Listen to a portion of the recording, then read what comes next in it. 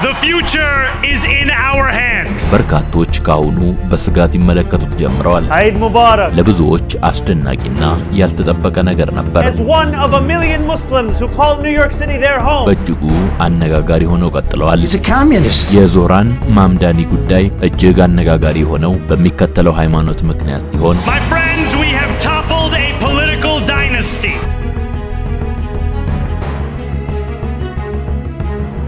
አነጋጋሪውና ሶሻሊስቱ አዲሱ የኒውዮርክ ከንቲባ ዞህራን ማምዳኒ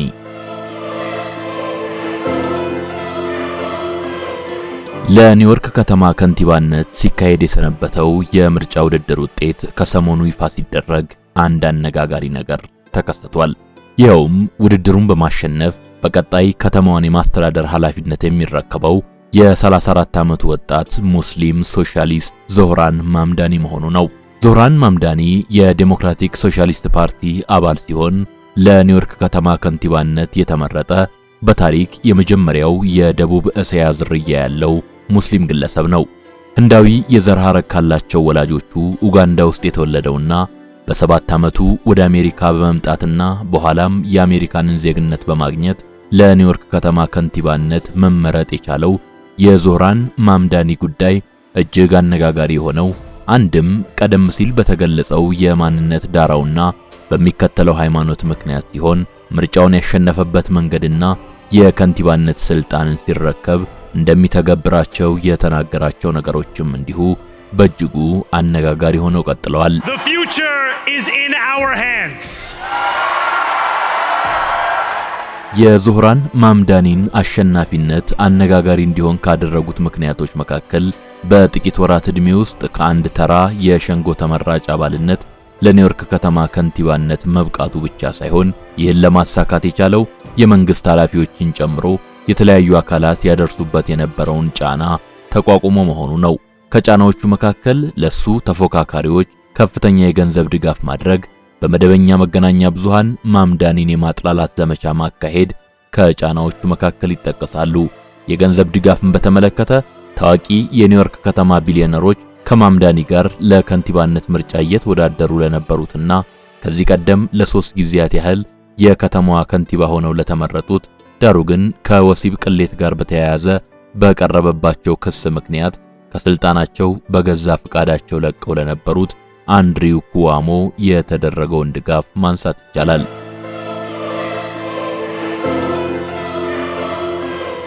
በዞህራን ማምዳኒ ላይ የመገናኛ ብዙሃን ዘመቻ ተከፍቶበት የነበርም ሲሆን ከነዚህም መካከል ገና ለከንቲባነት ምርጫ እንደሚወዳደር ከማሳወቁ በፊት ፍልስጤምን በተመለከተ የተናገራቸው ነገሮችና የኒውዮርክ ከተማ ፖሊሲዎችን አስመልክቶ የሰጣቸውን አስተያየቶች ከሙስሊምነቱ ጋር በማያያዝና በማህበረሰቡ ዘንድ በሙስሊም አክራሪነት እንዲታይ በመቀስቀስ ለከንቲባነት እንዳይመረጥ ከፍተኛ ዘመቻ ሲካሄድበት እንደነበር መረጃዎች ያሳያሉ። ሆኖም ማምዳኒ ከዚህ ቀደም ከምርጫና ከመሰለ ፖለቲካዊ ተሳትፎ ርቀው የነበሩትን በአብዛኛው ወጣቶች የሆኑ የማህበረሰብ ክፍሎችን ድጋፍ በማግኘት አሸናፊ ለመሆን መቻሉ ለብዙዎች አስደናቂና ያልተጠበቀ ነገር ነበር። የማምዳኒ አሸናፊነት አስደንጋጭ ከሆነባቸው መካከል ለአራተኛ ጊዜ ከንቲባ ሆኖ ለመመረጥ ሲወዳደሩ የነበሩት አንድሪው ኩኦሞና ደጋፊዎቻቸው ይገኙበታል። ሌላኛው የማምዳኒን አሸናፊነት አነጋጋሪ እንዲሆን ያደረገው ምክንያት በምርጫ ውድድሩ ወቅት አጽንኦት ሰጥቶ ሲገልጻቸው ከነበሩት ጉዳዮች መካከል እንደ መኖሪያ ቤት፣ መጓጓዣና ሌሎችም መሰረታዊ ነገሮች ለብዙሃኑ የሰራተኛ መደብ ተመጣጣኝ በሆነ መልኩ እንዲቀርቡ አደርጋለሁ የሚለው ሐሳቡ ነው። ላብነትም አውቶቡሶች በነፃ አገልግሎት እንዲሰጡ፣ የህፃናት ማቆያ አገልግሎት ነፃ እንዲሆን፣ እንዲሁም በመቶ ሺዎች የሚቆጠሩ የብዙሃኑ የማህበረሰብ ክፍል ማለትም የሰራተኛው መደብ ሊገዛቸው የሚችላቸውን መኖሪያ ቤቶችን መገንባትና የኪራይ ዋጋ በየጊዜው እንዳይጨመር መቆጣጠር የሚሉት ይገኙበታል። ዞህራን ማምዳኒ ይህን ተግባራዊ ለማድረግ ደግሞ በዓመት ከ1 ሚሊዮን ዶላር በላይ ገቢ ያላቸው የከተማዋ ነዋሪዎችና ቢሊዮነሮች ላይ አዲስ ታክስ እንደሚጥል መናገሩና በአጠቃላይ እጅግ ግራ ዘመም በሆነው የፖለቲካ አቋሙ ምክንያት በርካቶች ካሁኑ በስጋት ይመለከቱት ጀምረዋል። ከነዚህ መካከል አንዱ ማምዳኒ እንዳይመረጥ ለተፎካካሪው የቀድሞው የኒውዮርክ ከተማ ከንቲባ አንድሪው ኩዋሞ ድጋፍ ሲያደርጉ የነበሩት ፕሬዝዳንት ዶናልድ ትራምፕ ናቸው። ዶናልድ ትራምፕ ትንሽ ኮሚኒስት ቢጤ ነው በማለትና የዞህራን ማምዳኒን ሶሻሊስታዊ ዝንባሌ በማንሳት በአሜሪካ ውስጥ ይህ ርዕዮተ ዓለም አሸናፊ ሆኖ ሊተገበር እንደማይችል ሲናገሩ የተደመጡ ሲሆን ማምዳኒ በታክስ ዙሪያ እተገብረዋለሁ ያሉት ሐሳብ ተፈጻሚ እንዳይሆን እንደሚሰሩም ተናግረዋል።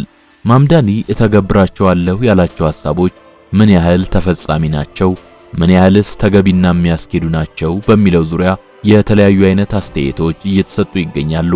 የዓለም ውዷ ከተማ የምትባለው ኒውዮርክ ከመላው ዓለም የተሰባሰቡ የሰራተኛው መደብ አባላትና ስደተኞች የሚኖሩባት ከተማ እንደመሆኗ ማምዳኒ ይዞ የመጣው ሐሳብ ተገቢና የሚያስኬድ ነው የሚል አስተያየት የሚሰጡ አሉ።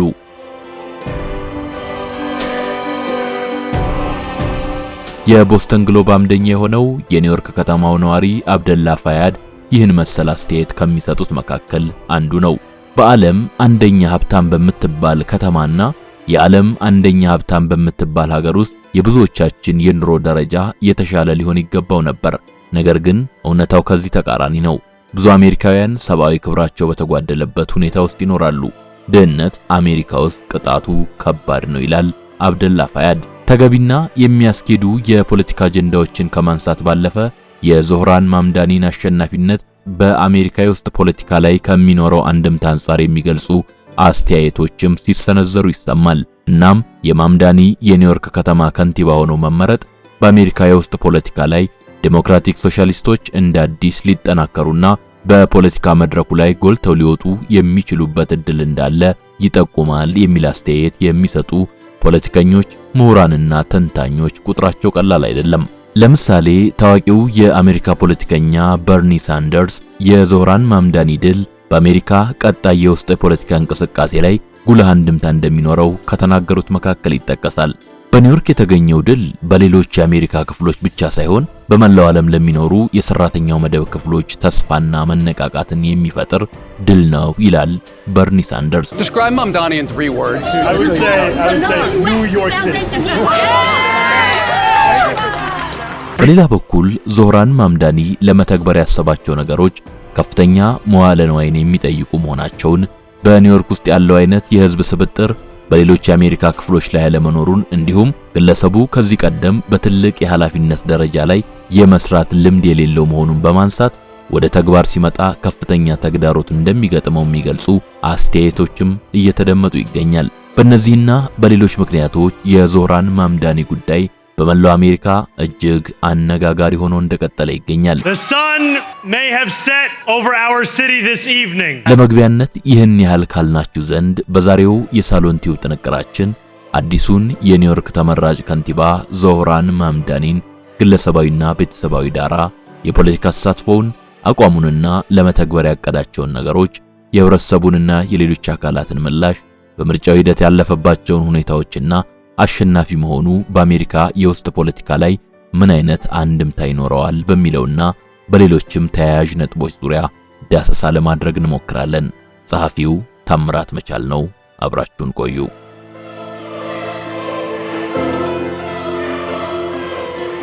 በመግቢያችን ላይ ጠቀስ ለማድረግ እንደሞከርነው ዞህራን ማምዳኒ ትውልዳቸው ከህንድ ከሆኑ ወላጆች የተገኘ ሲሆን አባቱ ማክሙድ ማምዳኒ ሲባሉ እናቱ ደግሞ ሜርናይ ይሰኛሉ። አባቱ የታወቁ ምሁርና በኮሎምቢያ ዩኒቨርሲቲ የሚያስተምሩ የታሪክ ፕሮፌሰር፣ እናቱ ደግሞ የፊልም ባለሙያ መሆናቸው ይነገራል።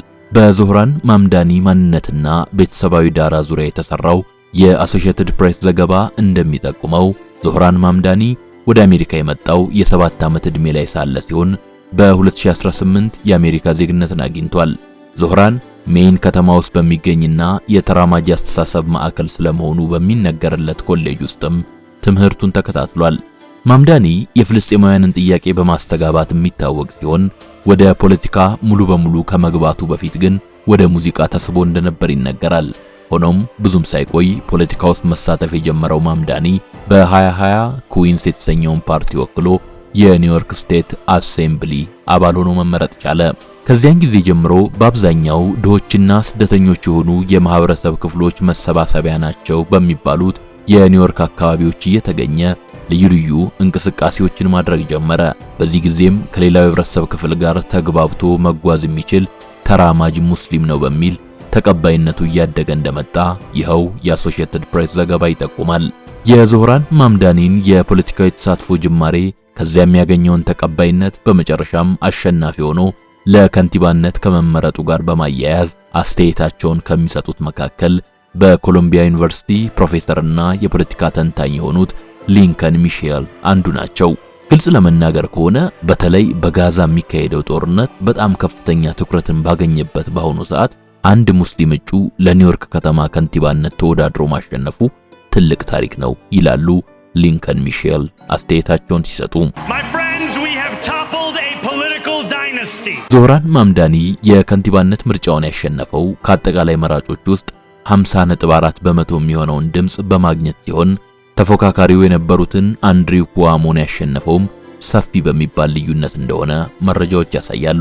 ለመሆኑ ይህ የ34 ዓመት ወጣት በፖለቲካ ውስጥ ተሳትፎ ማድረግ በጀመረ አጭር ጊዜ ውስጥ ለዚህ አይነት ትልቅ ኃላፊነት ሊመረጥ የቻለው በምን አይነት ሂደቶች ውስጥ አልፎና ምን አይነት ዘዴዎችንስ ተጠቅሞ ነው? የህብረተሰቡን ማለትም የመራጮችን ድጋፍ በምን መልኩ ሲያሰባስብስ ነበር? የሚሉትን ጥያቄዎች ቀጥለን በመጠኑ ለመመለስ እንሞክር። And I stand before you as one of a million Muslims who call New York City their home. በማምዳኒ የምረጡኝ እንቅስቃሴና የድጋፍ ማሰባሰብ መንገድ ዙሪያ አስተያየቶቻቸውን የሚሰጡ ባለሙያዎች እንደሚናገሩት ማምዳኒ ከሌሎቹ ተፎካካሪዎች የተለየ መንገድን ተጠቅሟል። ይህም ራሱ በከተማዋ የተለያዩ ክፍሎች እየተዘዋወረ ነዋሪዎችን ማነጋገሩ ነበር። የህብረተሰቡን ክፍሎች እየተዘዋወረ ሲያነጋግር የሚያሳዩ ቪዲዮዎች በማህበራዊ ሚዲያ በስፋት በመለቀቃቸውና ከፍተኛ ተመልካች ማግኘታቸው ለማምዳኒ የምርጫ ስኬት ቁልፍ አስተዋጽኦ እንደነበራቸው ዘገባዎች ያሳያሉ። ለአብነትም አሶሺየትድ ፕሬስ የማህበራዊ ሚዲያና የበጎ ፈቃደኝነት የቤት ለቤት ቅስቀሳ መንገዶች ማምዳኒ ከተጠቀማቸው ውጤታማ ዘዴዎቹ መካከል እንደሆኑ ይገልጻል።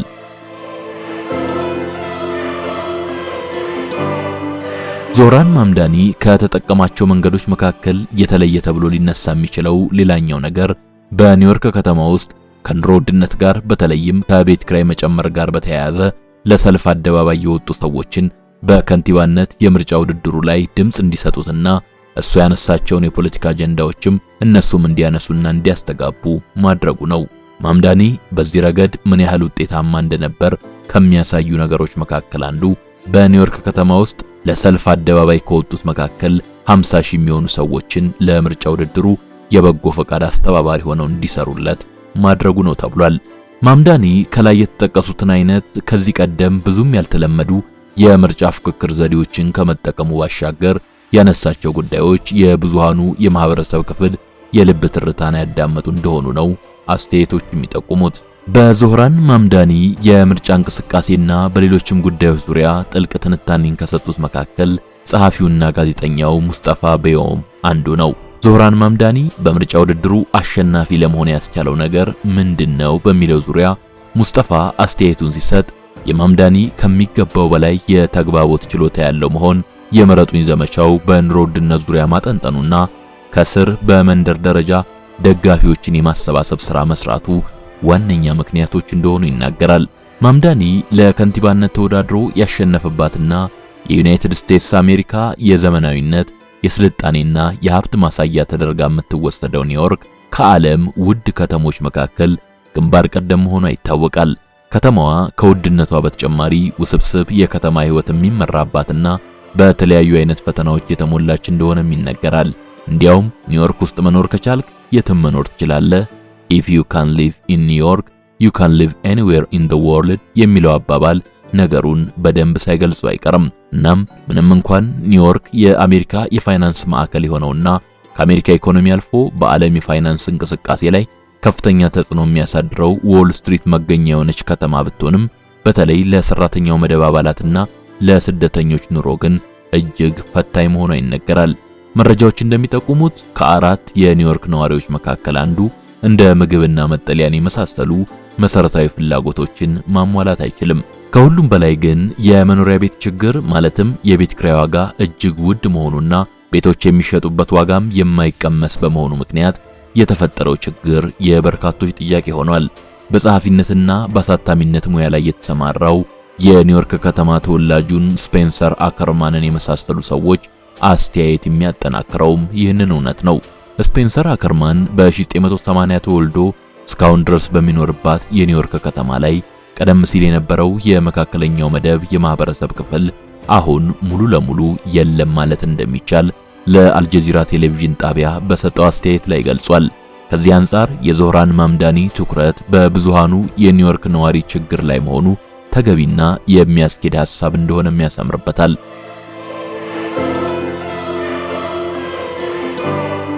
ለአልጀዚራ ቴሌቪዥን አስተያየቷን የሰጠችው ካቲ ሆናን የተባለች በሪፖርተርነት ሙያ ላይ የተሰማራች ሴትም ይህንኑ ሐሳብ ከሚጋሩት መካከል ናት።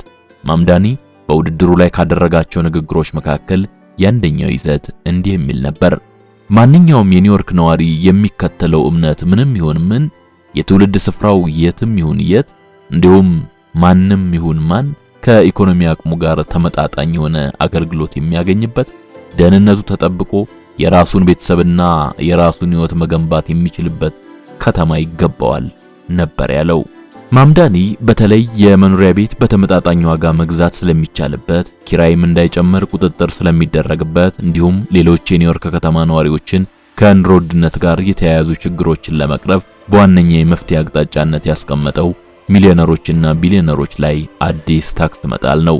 በዚህ መሰረት የማምዳኒ ዕቅድ በዓመት ከ1 ሚሊዮን ዶላር በላይ ገቢ ያላቸው የኒውዮርክ ነዋሪዎች ላይ የ2 በመቶ ታክስ በመጣል በመቶ ሺዎች የሚቆጠሩና የሰራተኛው የህብረተሰብ ክፍል ተመጣጣኝ በሆነ ዋጋ ሊገዛቸው የሚችሉ ቤቶችን ለመገንባት እንዲሁም 2 ሚሊዮን ለሚሆኑ የከተማዋ ነዋሪዎች ለ4 ዓመታት ያህል የኪራይ ዋጋ ባለበት ሳይጨምር እንዲቆይ ለማድረግ ነው። ማምዳኒ ከዚህ ጋር በተያያዘ በከተማው ያለውን የኑሮ ውድነት ለመቀነስ እንደሚሰራና ላብነትም የአውቶቡስ መጓጓዣ ነፃ እንዲሆን እንዲሁም ሌሎች መፍትሄዎችንም ይዞ እንደሚመጣ ቃሉን ሰጥቷል። እነዚህንና ሌሎችም ቀደም ሲል ለመጠቃቀስ የሞከርናቸው የማምዳኒ ሐሳቦች በከተማዋ ታዋቂ ቢሊዮነሮችና ሌሎች የማህበረሰብ ክፍሎች ዘንድ ከፍተኛ ተቃውሞ ገጥሟቸዋል። የዴሞክራቲክ ሶሻሊስት ፓርቲ ተወካዩና በኃይል ግራ ዘመም የሆነ የፖለቲካ አመለካከት እንዳለው የሚነገረው ዞህራን ማምዳኒ የኒውዮርክ ከተማ ከንቲባ ሆኖ መመረጥ በአሜሪካ የውስጥ ፖለቲካ ቀጣይ ሁኔታ ላይ የሚኖረው አንድምታ ቀላል እንዳልሆነ ብዙዎቹ የከተማዋ ተጽዕኖ ፈጣሪ ቢሊዮነሮች ሳይረዱት አልቀረም። ይህንን በሚገባ የሚያሳየው ቢሊዮነሮቹ ማምዳኒ እንዳይመረጥ ያደረጉት እንቅስቃሴ ነው። ለምሳሌ ከታዋቂ የከተማዋ ቢሊዮነሮች መካከል ቢል አክማን ለማምዳኒ ተፎካካሪ አንድሪ ኩኦሞ $500,000 ድጋፍ ሲያደርጉ፣ ሌላኛው ታዋቂ ቢሊዮነር ማይክል ብሉምበርግ ደግሞ በአንድሪው ኩኦሞ ድጋፍ ዙሪያ ለሚካሄድ እንቅስቃሴ $9 ሚሊዮን ማውጣታቸው ነው። በዞህራን ማምዳኒ የፖለቲካዊ ስብዕና ላይ የሰላ ትችት ከሚያቀርቡት መካከል በኒውዮርክ ከተማ ውስጥ የውድ አፓርትመንት ህንጻዎች አሻሻጭ የሆነችው ኢሊኖር ሽሩግ አንዷ ናት። ደንበኞቼ ከማምዳኒ ሐሳቦች ጋር ያላቸው ቅራኔ ርዕዮተ ዓለማዊ ነው የምትለው ኢሊኖር ሐሳቦቹ ተግባራዊ ይሆናሉ የሚል እምነት እንደሌላት በአጽንኦት ትናገራለች። የዞህራን ማምዳኒ ዕቅድ እውነትም ተግባራዊ መሆን ከቻለ በዋነኝነት ከሚጎዳቸው የንግድ እንቅስቃሴዎች መካከል አንዱ ኢሊኖር የተሰማራችበት የውድ አፓርትመንት ህንጻዎች ቢዝነስ እንደመሆኑ በማምዳኒና በዕቅዱ ላይ ይህን መሰል ተቃውሞ ብታቀርብ የሚገርም አይደለም።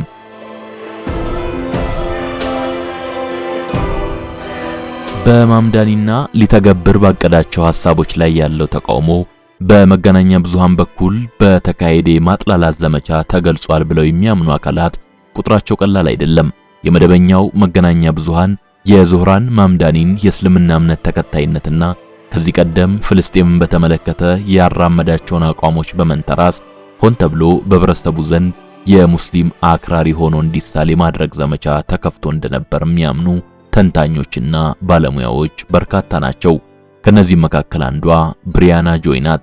መደበኛው መገናኛ ብዙሃን የማምዳኒ ተፎካካሪ የነበሩትና በውድድሩ የተሸነፉት አንድሪው ኩኦሞ ላይ የቀረበውን የወሲብ ቅሌት ክስ ሳያነሳ ማምዳኒን ግን በእስራኤል ሀገርነት ዙሪያ ያለውን አቋም እንዲናገር መጠየቅና የዓለም አቀፋዊ የኢንቲፋዳ እንቅስቃሴን በተመለከተ ምን ትላለ ብሎ መጠየቁ የማጥላላት ዘመቻው አካል ናቸው ትላለች ብራያን።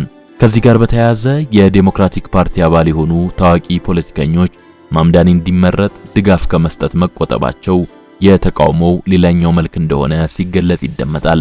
በዚያም አለ በዚህ ግን የዞህራን ማምዳኒ የኒውዮርክ ከተማ ከንቲባ ሆኖ መመረጥ የአንድ ግለሰብ አሸናፊነትን ብቻ ሳይሆን በአሜሪካ የውስጥ ፖለቲካ ላይ ሶሻሊዝም ርዕዮትን የሚያራምዱ አካላት ድምጽ በሂደት ተሰሚነቱ እየጨመረ መምጣቱን እንዲሁም በአሜሪካ ሕዝብ ዘንድ እስራኤልን በተመለከተ ያለው አቋም እየተለወጠ መሄዱን ያሳያል የሚሉት በርካቶች ናቸው። አበቃን።